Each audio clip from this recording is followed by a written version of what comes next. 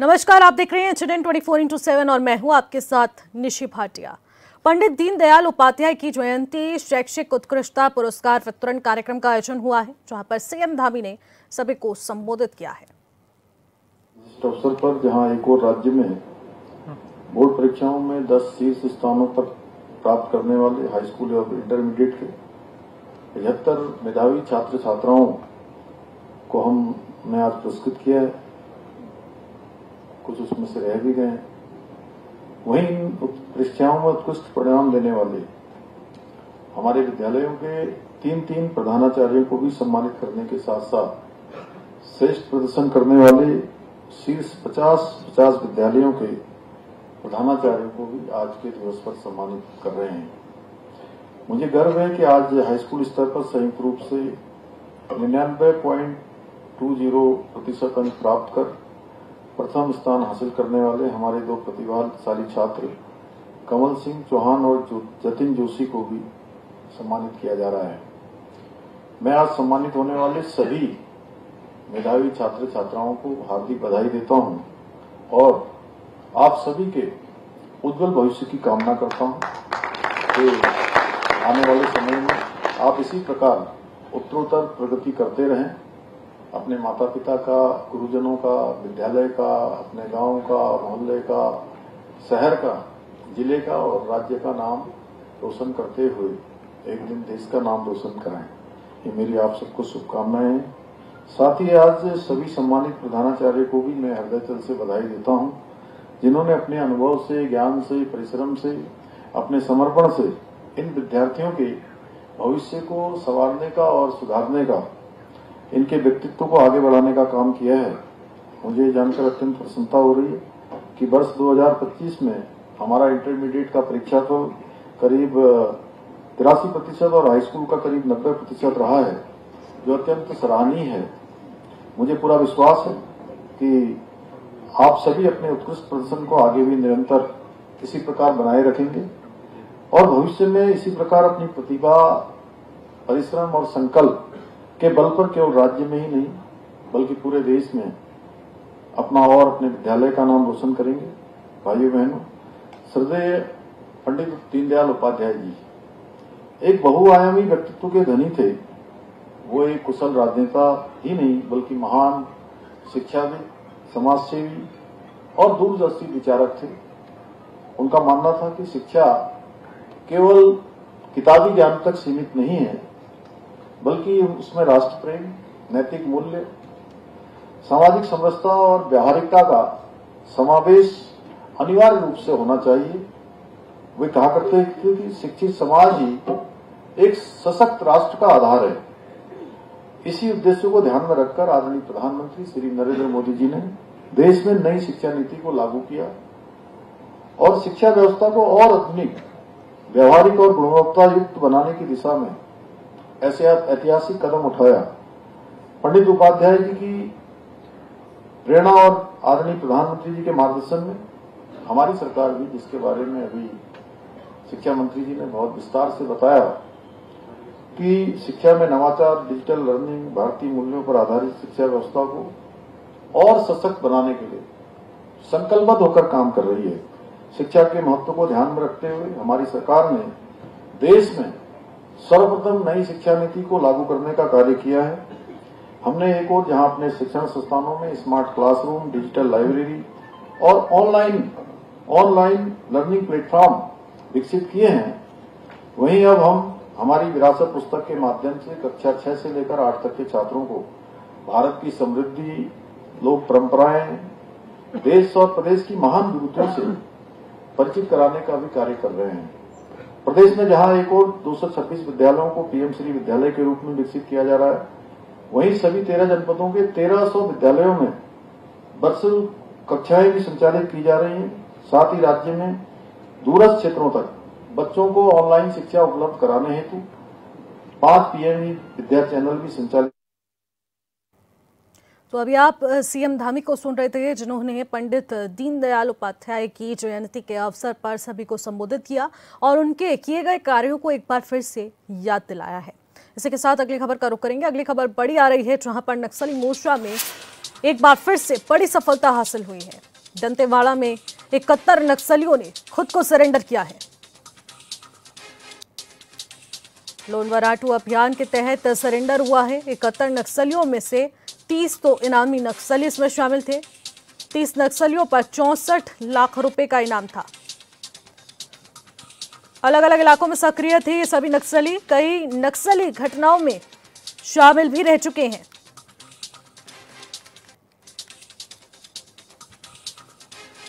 इस प्रकार से नक्सलियों के सरेंडर होने की खबर सामने आ रही है, यानी कि बड़ी सफलता इस वक्त हमारे सेना के जवानों को।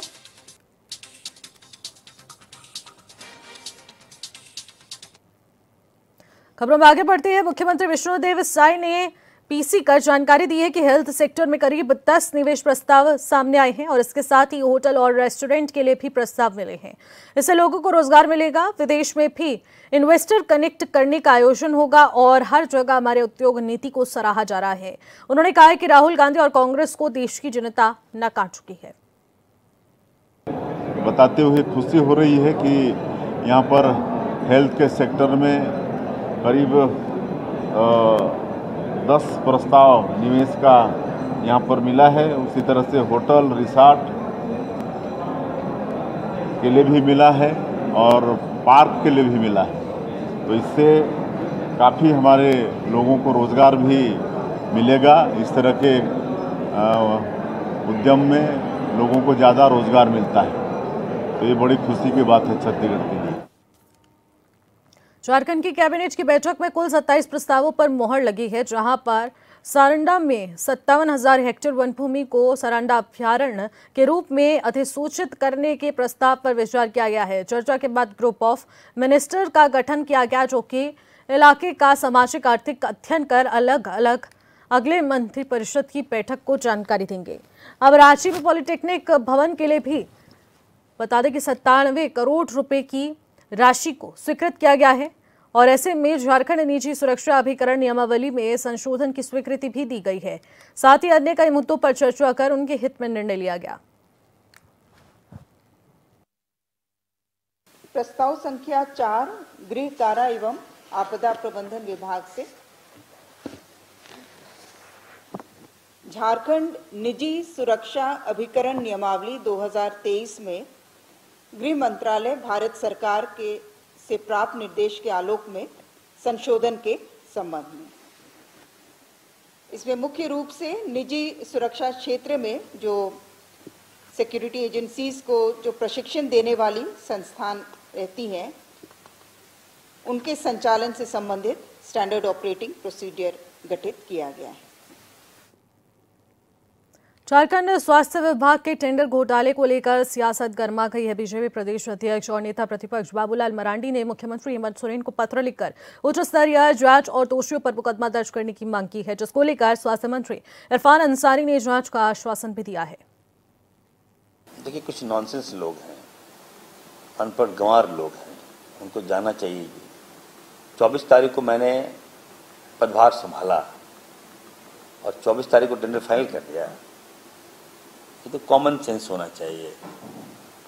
चिट्ठी लिखने के लिए लोग स्वतंत्र हैं, देखिए कोई दिक्कत नहीं, मुझे क्या मतलब, मैं तो रिस्पेक्ट करता हूँ। लेकिन मैं इतना जरूर कहूँगा कि देखिए, मैं पॉलिसी बनाता हूँ, I am a policy maker, I am a minister. मैं कोई ठेकेदारी मैंने मतलब नहीं डिसाइड करता हूँ। हमारा विंग है, एग्जीक्यूटिव है, एसडीओ है, जेई है, ये लोग करते हैं। इनको लग रहा है यहाँ सभी सदर हॉस्पिटल में, तो सभी सदर हॉस्पिटल में टेंडर होता है। जिसके बारे में कहा जा रहा है, मैं तो कहूँगा कि आप मुझे तथ्य दीजिए, मैं तो गलत नहीं होने दूंगा। और ले देखिए, मेरे पीछे पड़ने से क्या मतलब है। ये बाबूलाल जी भी देखिए, मैं तो इससे पहले भी हुआ था, मैंने कोई रिप्लाई नहीं दिया। बाबूलाल जी चिट्ठी लिख रहे हैं, तो चिट्ठी से अच्छा होता कि हमसे बाबूलाल जी बात कर लेते, क्या है नहीं बताए थे, हम उनको एक्सप्लेन कर देते कि बाबूलाल जी गलत है। ये धनबाद के कुसुंडा एरिया 6 के अग्नि प्रभावित क्षेत्र में घनी आबादी वाले इलाके में तेज हवा के साथ भूदस्तान की वजह से गैस रिसाव होने लगा, जिससे आसपास के लोगों में हड़कंप मच गया। स्थानीय लोगों की माने तो कई बार बीसीसीएल प्रबंधन से सुरक्षित जगह पर पुनर्वास करने की मांग की गई, लेकिन प्रबंधक उस विषय पर कोई ध्यान नहीं दे रहे। वही घटना की सूचना पर पहुंची बीसीसीएल अधिकारियों ने इलाके को रस्सियों से घेर दिया और लोगों को सतर्क रहने की हिदायत दी। 11 बजे रात को हुआ, समझे। 11 बजे रात को मालूम हुआ, हम लोग देखे कि इस तरह का घटना घटा। भोरे सबको हल्ला हुआ। हल्ला होने के बाद सब जुटा यहाँ पर ही, देखा है आदमी कि भाई ये तो बार बार हो रहा। मान लीजिए आज यहाँ हो रहा, कल किसी का घर में धंस जाएगा, मर जाएगा, तो उसका कौन देख रेख करेगा। बीसीसीएल को हम लोग पहले भी जानकारी दे चुके कि सर हम लोग को अस्थायी कहीं जगह दीजिए। हम लोग कम से कम 500 आबादी, यहाँ 500 आबादी है, हम लोग कहीं रहने का जगह दे दीजिए ताकि हम लोग बढ़िया से बाल बच्चा पोषण पालन हुआ। और क्या कर सकते हैं, इससे ज़्यादा हम लोग क्या बोल सकते हैं। ये तो कई बार हम लोग जीएम के एजेंट को बोले हैं, लेकिन कोई सुनने वाला नहीं आता है। क्या मेजरमेंट सुनेगा? जब अभी नहीं सुन रहा तो मेजरमेंट क्या सुनेगा? क्या चाहते हैं कि जितना भी बस्ती का आदमी है एक जगह हम लोग का अस्थायी क्वार्टर दे दे या कहीं जगह दे दे, हम लोग रहने के लिए तैयार हैं। गिरिडीह में पुलिस प्रशासन की ओर से आपका मोबाइल फिर से आपका कार्यक्रम का आयोजन किया गया। इस दौरान जिले में विभिन्न थानों में मोबाइल गुमशुदगी और चोरी और स्नैचिंग की शिकायतें दर्ज करने वाले में से 113 पीड़ितों को उनके मोबाइल फोन वापस किए गए। हो जाता है तो फिर काफी दिक्कत होती है। तो हम लोगों ने ये प्रयास किया था और ये पिछले 15 दिनों से हमने ये प्रयास करके ये कोशिश किया कि हमने टारगेट दिया था पूरे जिला का कि 100 से ज़्यादा लोगों का मोबाइल जो भी है मिसिंग का हम लोगों ने कंप्लेन मंगाया और उससे 110 मोबाइल करीब हम लोगों ने रिकवर कर पाया है और वो आज उनको फिजिकली रूप से उनको दे दिया जाएगा। उपायुक्त महोदय के हाथों से हम लोग यहाँ पे हम लोग सामूहिक रूप से आपके बीच में मोबाइल फिर से कार्यक्रम में उपस्थित और तमाम बड़ी अधिकारी और इनका मोबाइल हो गया और जो लोगों का वापस मिला है जिनको मिलने वाला बहुत ही लक्की जो आप हैं, आपका इस कार्यक्रम में स्वागत है। आप देखिए कि आज की डेट में मोबाइल महत्वपूर्ण तो हो गया, लेकिन बहुत सारी उसमें जैसे हम लोग लापरवाही की वजह से कहीं चल जाता है तो उसमें आपकी बहुत सारी व्यक्तिगत जानकारियाँ रहती है। मेन समस्या मोबाइल की नहीं है, मोबाइल से ज़्यादा इम्पोर्टेंट है उसमें व्यक्तिगत सूचना रहना। बहुत प्रकार की फोटोग्राफ्स आपके रहते हैं, बहुत प्रकार का आपका उसमें पासवर्ड और यूजर आईडी वगैरह रहता है, बैंक पासवर्ड्स रहते हैं, बैंक का यूपीआई रहता है, तो उसको दूसरा व्यक्ति जो है कि कभी भी मिसयूज कर सकता है। पंचपा थाना क्षेत्र अंतर्गत मध्य विद्यालय चैथेडी में हुई चोरी की घटना का पुलिस ने खुलासा कर 3 अपराधियों को गिरफ्तार कर लिया है। इनके पास से लाखों रुपए की चोरी का सामान बरामद हुआ है। सितंबर में रात में पचम्बा थाना क्षेत्र में मध्य विद्यालय चैताडी है, वहाँ पे चोर के द्वारा वहाँ का ताला तोड़ करके और लैपटॉप, डेस्कटॉप, वहाँ का जो भी सीपीयू और जो भी सामान थे वहाँ से चुरा लेने के संबंध में मामला आया था और इसको लेकर के इंस्पेक्टर मंटू कुमार, नवप्रोन्नत पुलिस उपाधीक्षक हैं अभी मंटू कुमार, उनके नेतृत्व में एक टीम बनाया गया था और उसके बाद ये टेक्निकल इनपुट और ह्यूमन इनपुट के आधार पे 3 संदिग्ध व्यक्ति थे जिनके यहाँ छापामारी किया गया। मोहम्मद रब्बान अंसारी, मोहम्मद शाबिर उर्फ छोटू और मोहम्मद तनवीर, और ये तीनों लोगों के द्वारा स्वीकार किया गया और उसके बाद जो सामान थी उसकी बरामदगी की गई, जिसमें desktop computer 11 piece, CPU 8। Ranchi में सीएम हेमंत सोरेन ने बोकारो के आईजी सुनील भास्कर से मुलाकात की है। उन्होंने कांके रोड रांची स्थित मुख्यमंत्री आवासीय कार्यालय में ये शिष्टाचार भेंट की, जहां दोनों के बीच कई विषयों को लेकर चर्चा हुई।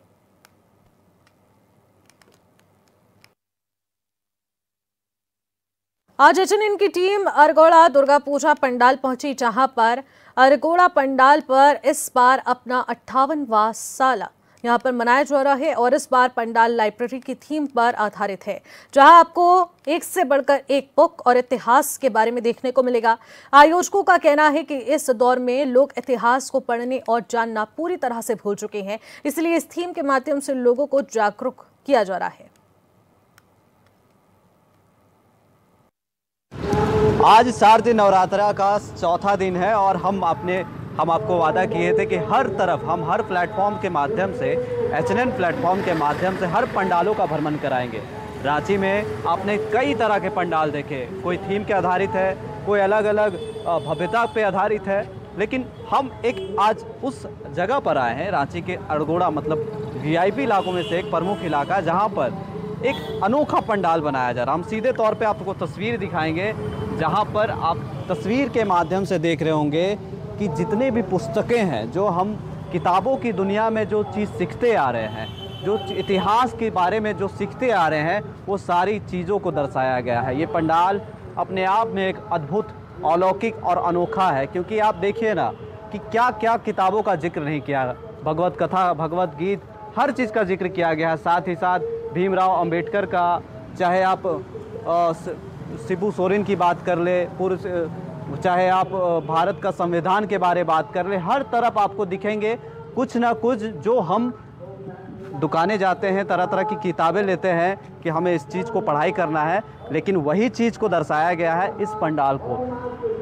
पंडाल आपने बहुत सारे देखे होंगे, लेकिन ये पंडाल बहुत अलग है, औरों पंडाल में से बहुत अलग है, क्योंकि अड़गोड़ा करीब 58 सालों से पूजा करते आ रही है और हमेशा हर साल में कुछ ना कुछ अलग करते आ रही है। हम सीधा जुड़ेंगे आयोजक से।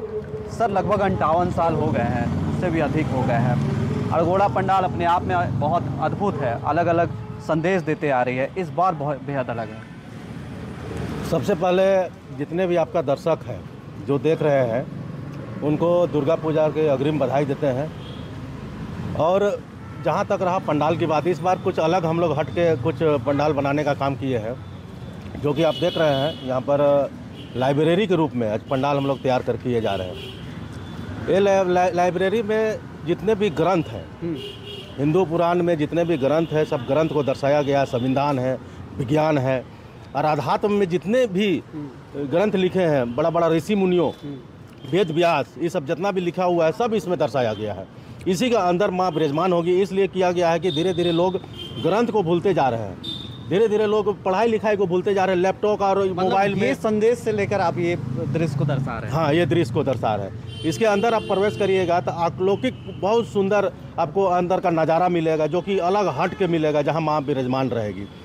ये कार्यक्रम हम लोग 1967 से कर रहे हैं, लगातार यहाँ पर होते रहा है।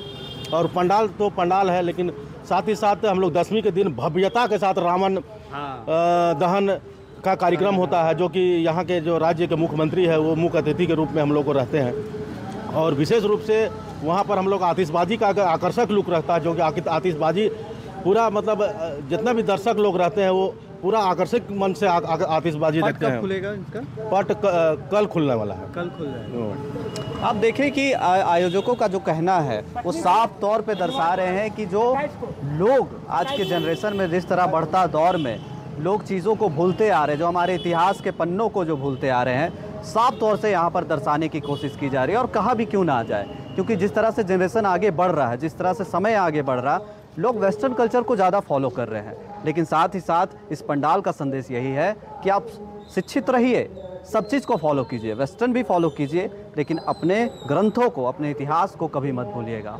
इसलिए तो हम बताते हैं कि त्यौहार बहुत कुछ जोड़ता है हम सबों को। त्यौहार मोहब्बत को जोड़ता है, लोगों को जोड़ता है, और संदेश काफ़ी सारा चीज़ों को देखता है। आपने देखा कि रांची में प्रमुख कोई बच्चे के आधारित पे पंडाल बनाए गए, कोई अलग रूप में पंडाल बनाए गए, लेकिन यह पंडाल बेहद ही अलग है। हर संविधान को दिखाया गया, हर मंत्र को दिखाया गया, हर धर्म पुराण को दिखाया गया। और इसलिए तो कहते हैं कि एक बार फिर से हम तस्वीर आपको दिखा दे रहे हैं कि ये पंडाल कितनी खूबसूरत है, कितनी अलौकिक पंडाल का निर्माण किया गया है। आप अंदर जाएंगे तो माँ का तो दर्शन होगा, लेकिन साथ साथ बहुत सारी संविधान, बहुत सारे इतिहास जितने भी हमारे रहे हैं वो सभी को दर्शाया गया है। इसलिए यह पंडाल बेहद ही अलग है, बेहद ही आकर्षण है, श्रद्धालु और भक्तों को बेहद ही पसंद आएगा। और भी हम प्लेटफॉर्म में आपको दिखाएंगे चीज़ों को, किस तरह आगे किस तरह का पूरा पंडाल भ्रमण में निकले हैं तो हम ज़रूर दिखाएंगे। तब तक बने रहिएगा सहयोगी संतोष के साथ। HNN के लिए मैं विक्की वर्मा। हम लोग आगे बढ़ते हैं। गिरिडीह के मुफस्सिल थाना क्षेत्र में पुरानी रंजिश को लेकर दो पक्षों में जमकर मारपीट हुई। आरोप है कि एक पक्ष ने दूसरे पक्ष के घर में घुसकर डंडे से अचानक हमला बोल दिया, जिसमें एक व्यक्ति गंभीर रूप से घायल हुआ है।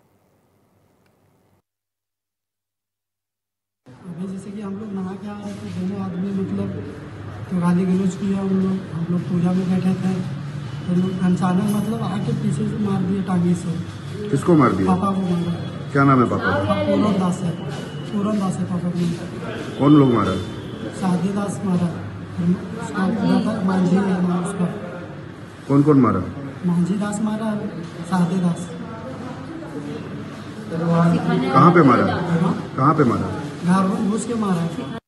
के नगर पंचायत क्षेत्र में स्वच्छता पखवाड़ा के तहत सफाई अभियान चलाया गया, जिसमें निवर्तमान अध्यक्ष, वार्ड पार्षद, नगर प्रशासन और कर्मी मौजूद रहे हैं। इस दौरान निवर्तमान अध्यक्ष पूनम देवी ने बताया कि प्रधानमंत्री के स्वच्छता संदेश को नगर पंचायत बाकुसीनाथ में लोगों के बीच पहुंचाने का काम किया जा रहा है। स्वच्छता अभियान का मुख्य संदेश ये है कि जब जनप्रतिनिधि और अधिकारी झाड़ू लगाकर सड़कों की साफ सफाई करेंगे तो आप लोग खुद अपने घर और घर के आसपास साफ सुथरा रखेंगे।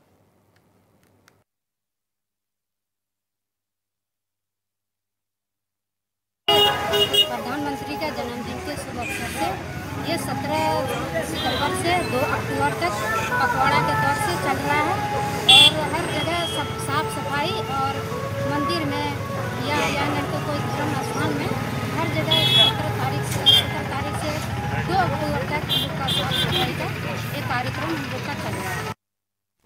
बस्तर पुलिस ने ऑनलाइन ठगी करने वाले एक अंतरराज्यीय गिरोह का भांडाफोड़ किया है। मामले में पुलिस ने झारखंड से 5 आरोपियों को गिरफ्तार किया है, जो बिहार के अलग अलग जिलों में रहने वाले बताए जा रहे हैं। ये कार्रवाई साइबर ठगों के नेटवर्क को तोड़ने की दिशा में एक अहम मानी जा रही है। हम लोग साइबर ठगी से निपटने के लिए अवेयरनेस कैंपेन भी चला रहे हैं और जहां भी साइबर ठगी की शिकायत आती है उसमें त्वरित कार्रवाई करके पीड़ितों को न्याय दिलाने का काम करते हैं तथा अपराधियों को जेल की सलाखों के पीछे पहुंचाने का भी कार्य किया जा रहा है। इसी कड़ी में प्रार्थी देवांश बजाज के द्वारा रिपोर्ट कराई गई थी कि उनको नायका कंपनी जो है उसके फ्रेंचाइजी के नाम पे एक वेबसाइट में उन्होंने अप्लाई किया था और उनसे संपर्क के माध्यम से उनसे कुछ पैसे मांगे गए और इस तरीके से लगभग 11.5 लाख रुपए उनसे ले लिए गए। उसके बाद फिर उनको समझ में आया कि उनके साथ ठगी हुई है। जब उन्होंने हमसे संपर्क किया तो रेंज साइबर थाने में इस मामले को हमने दर्ज किया और इसके लगातार विवेचना कार्रवाई चल रही थी। इस मामले में पहले एक आरोपी को पटना से हमारी टीम ने गिरफ्तार करके लाया था।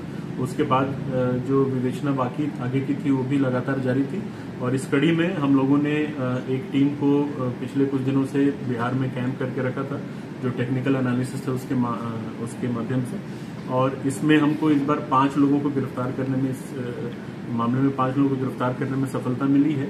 इनको हमने झारखंड से गिरफ्तार किया है और ये सारे के सारे बिहार के अलग अलग जिलों के रहने वाले हैं।